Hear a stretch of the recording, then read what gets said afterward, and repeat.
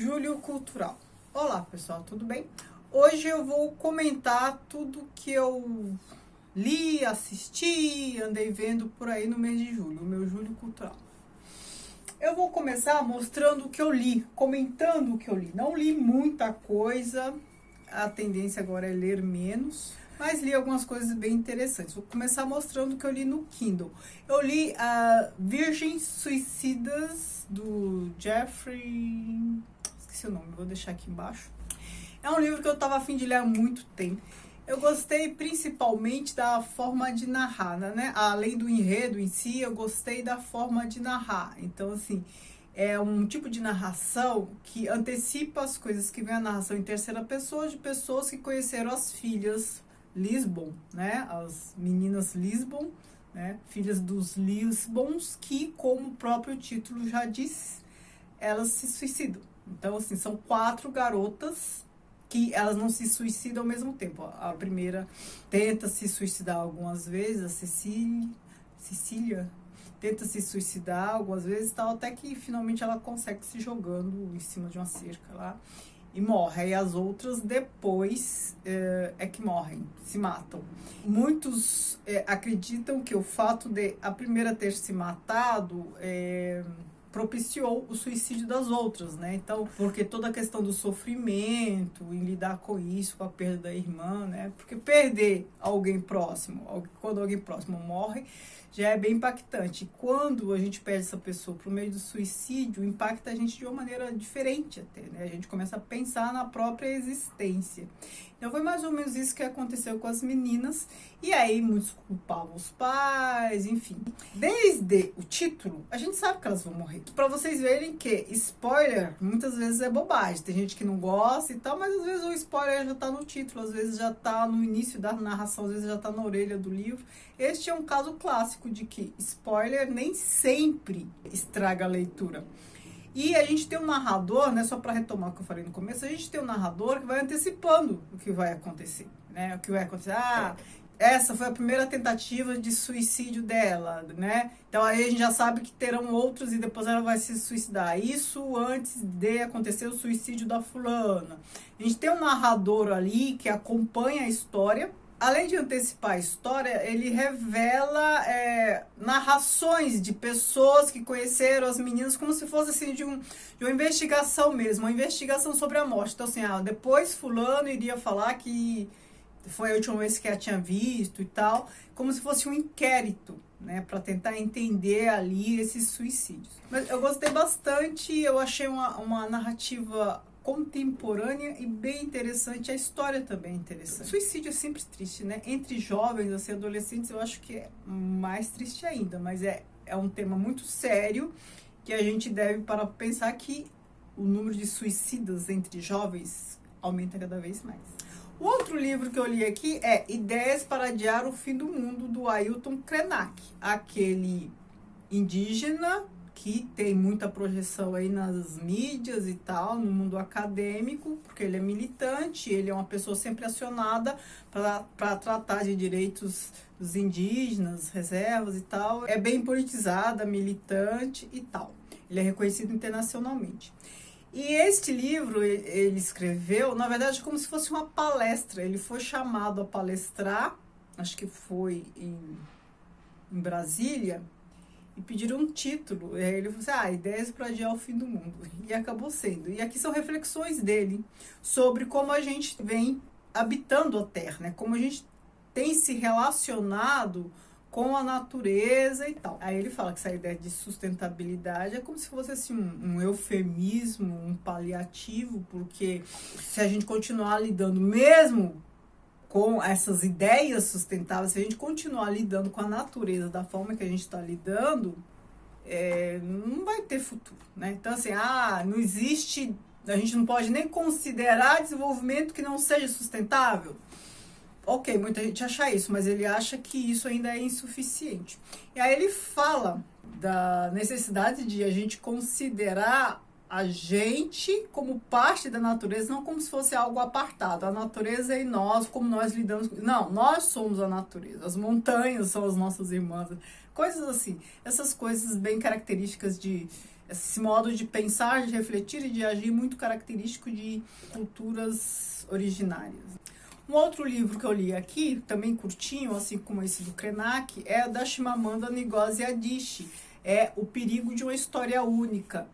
É uma palestra, na verdade, né? O tema aqui é de uma palestra do TED, né? Ela, acho que teve 2 palestras bem famosas, né? Sejamos Todos Feministas, né? E este, O Perigo de uma História Única.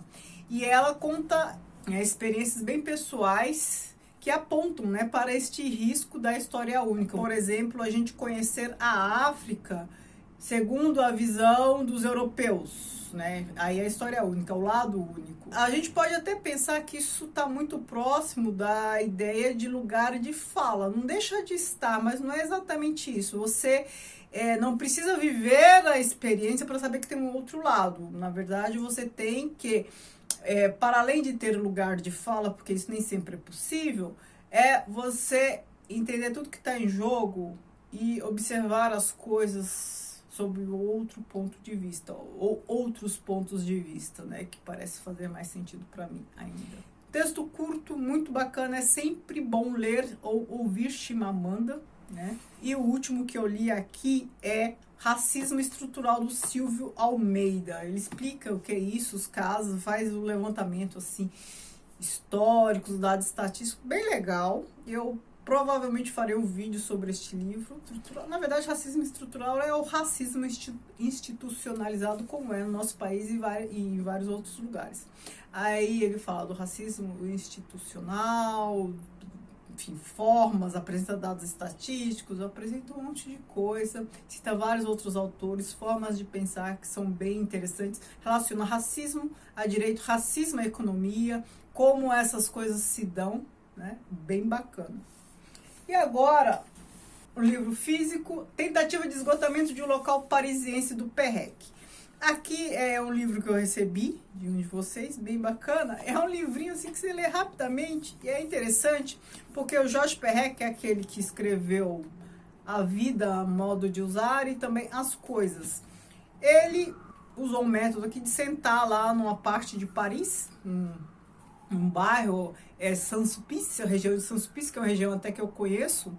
Ele sentou ali e começou a observar as coisas e a anotar. Só que ele não observou, não quis falar da igreja, tem uma igreja muito grande ali. Ele não quis falar dos pontos muito conhecidos, porque ali tem muitos pontos conhecidos e comentados. Ele quis observar o cotidiano. Então, um táxi que passa, a mulher que empurra o carrinho, e ele começou a anotar. Ele vai clivando essas anotações, dia 1, assim, assado. Vou ler só um trechinho para vocês terem ideia. Ó, pausa. Não há ninguém no ponto de ônibus. Passa 1,63, passa 1,96, né? Esses números são números de ônibus. Uma jovem está sentada a um banco em frente à loja de tapeçarias La Demeure, fuma um cigarro. Aí ele vai fazendo anotações assim. Aí você pensa, pra quê, né? Faz lembrar Baudelaire, né? Com aquela coisa de spleen parisiense, Flaner, que se põe a observar a cidade, navegar. Ele, na verdade, não é bem um flaneur, porque a ideia do flaneur é ele sair caminhando, passeando pela cidade. Não, ele é o contrário, ele fica parado. Mas ele observa a dinâmica da cidade e começa a notar. Não é bem um diário, porque no diário a gente expõe mais as próprias emoções, né? A gente expressa o que a gente está sentindo e tal.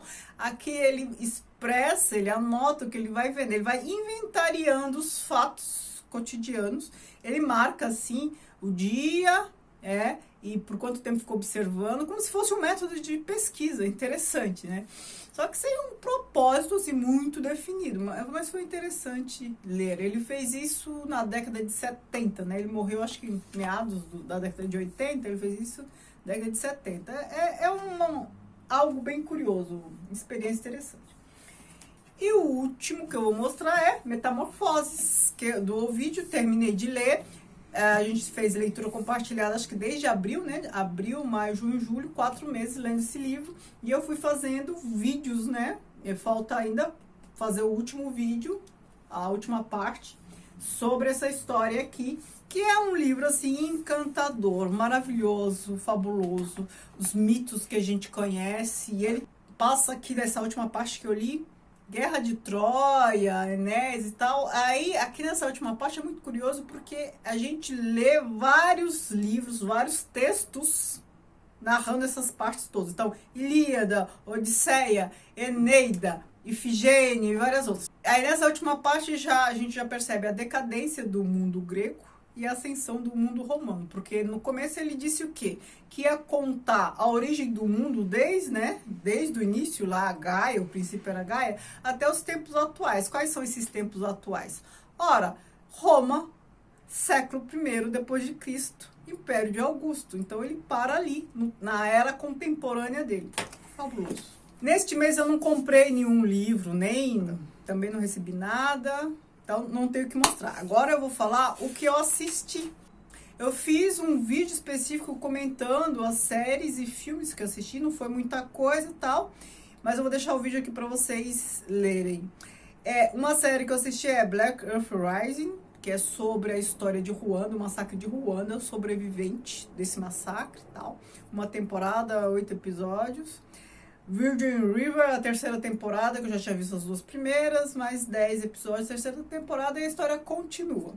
A Cozinheira de Castamar, uma temporada, 12 episódios, é uma série espanhola, ambientada assim, século XVIII, ok. Filmes, isso tudo na Netflix, hein? Filmes, Cidade de Gelo, que é uma história assim, bem previsível e tal, mas eu assisti porque é na Rússia, né? Tem toda a paisagem russa, o que me alegrou. E outro filme que eu assisti foi Lida eu não vou saber falar o nome, vou deixar aqui embaixo. Baradova, alguma coisa assim. Ela era uma atriz tcheca que foi amante do Goebbels. Goebbels é aquele especialista em comunicações durante lá, o nazismo. Ele era tipo o braço direito do Hitler para aquela questão de propaganda e tal. Então, é baseado na história real, realmente tudo aconteceu. É a história dessa atriz tcheca que namorou com ele e tal, teve um caso com ele realmente ficou muito apaixonado por ela tal, depois eles se separaram, e aí ela foi acusada pelos comunistas no país dela, na República Tcheca, de ser nazista e tal, enfim, ela enfrentou ali algumas dificuldades. Tem ainda a série da Amazon, uma minissérie, acho que 2 ou 3 episódios, chama Isabel. É sobre Isabel Allende, um pouco da história dela, desde antes de ser escritora, jornalista no Chile, aí vem a ditadura do Pinochet, ela vai para a Venezuela e tal, e depois já na fama, né, a Casa dos Espíritos e tal, e o acidente com a filha dela, Paula, né, por isso que ela escreveu o filho, acidente não, né, que ela tinha uma doença, então assim, ela ficou internada e acabou falecendo a filha dela, e por isso que ela escreveu o livro, um dos livros mais famosos e tal. Então, mostra a trajetória dela, Isabel Allende, na Amazon Prime. De tudo isso que eu assisti, o que há de melhor aqui, que eu recomendo, assim? Esse da Lida, eu não vou falar sobre o nome, a Lida, essa moça que teve um caso aí com o Goebbels. É o que eu recomendo fortemente. O que mais que eu fiz nesse mês de julho, em termos culturais? Eu visitei uma exposição, gente, que maravilha voltar a frequentar espaços culturais. Eu visitei a exposição de Cavalcante no Centro Cultural Tomiotaki aqui de São Paulo. E também tinha lá uma exposição do Iberê Camargo, de tapeçaria e cerâmica. Então, assim, para mim foi um desbunde.